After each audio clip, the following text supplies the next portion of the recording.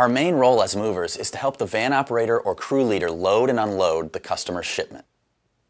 And there are basically two goals in the loading process: to place items into a load so they'll arrive at their destination damage-free, and to load for maximum density, to use the space in the van or container in the most efficient manner possible.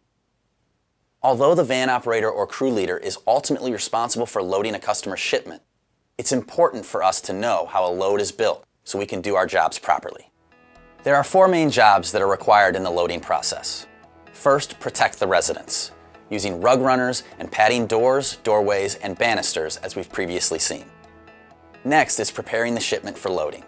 That includes servicing appliances, disassembling items that need to be taken apart, and padding the items in the residence and in the room they're in. The third responsibility is to safely move the items from the residence to the van using safe lifting techniques, getting help, or using dollies and carrying items only once to protect them from damage. Checking that you have a safe pathway and clearing away any loose items. Finally, our job is to help the van operator or crew leader properly place items in the van or container. We call that tier building, and it's an important skill that requires training, practice, and good common sense. Vans and containers are loaded by stacking items to create what we call a tier.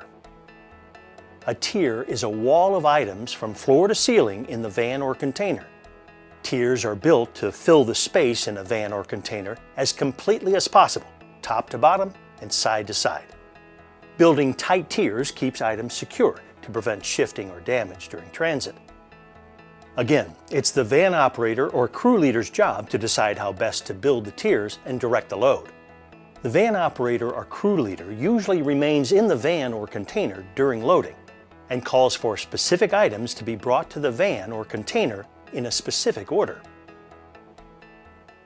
There's a fine art to tier building, and in some ways, tier building is like putting a jigsaw puzzle together. Pieces will fit in a certain way, and our job is to help the van operator or crew leader by being able to anticipate what items he or she will want next. Tiers are built by loading items of the same depth. Van operators or crew leaders refer to tiers with several names based on the items in them, like a furniture tier, carton tier, overstuffed tier, or appliance tier.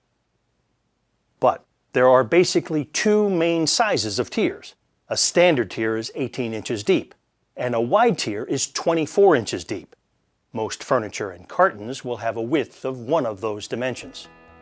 Typical 18-inch pieces include chest of drawers and dressers, hutches, small tables and kitchen chairs, and our most common general cartons, the 1.5, 3.0, 4.5, and the dish pack.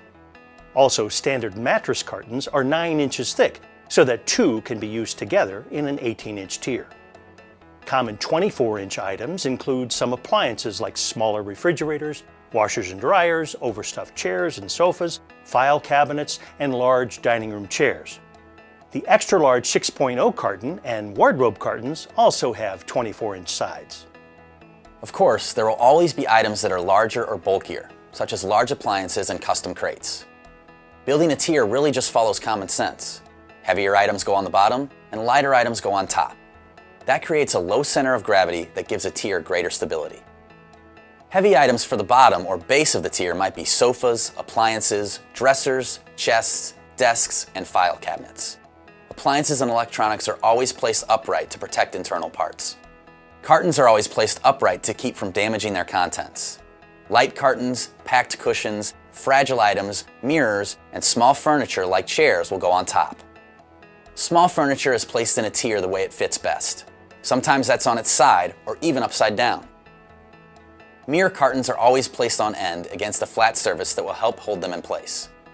We never lay a mirror carton flat. The van operator or crew leader may also ask you to bring filler.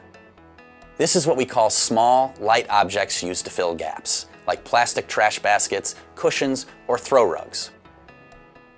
When it comes to tier building, the van operator or crew leader is definitely the one in charge. And because of safety and efficiency, he or she may be very particular about how a load is built. Also, they know how much has to go into the van or container and what might be added later. Sometimes the van operator or crew leader might have us remove or rearrange items already in the van or container if they think the items can be stacked better. And that's an important part of our job, to help the van operator or crew leader build good, safe tiers.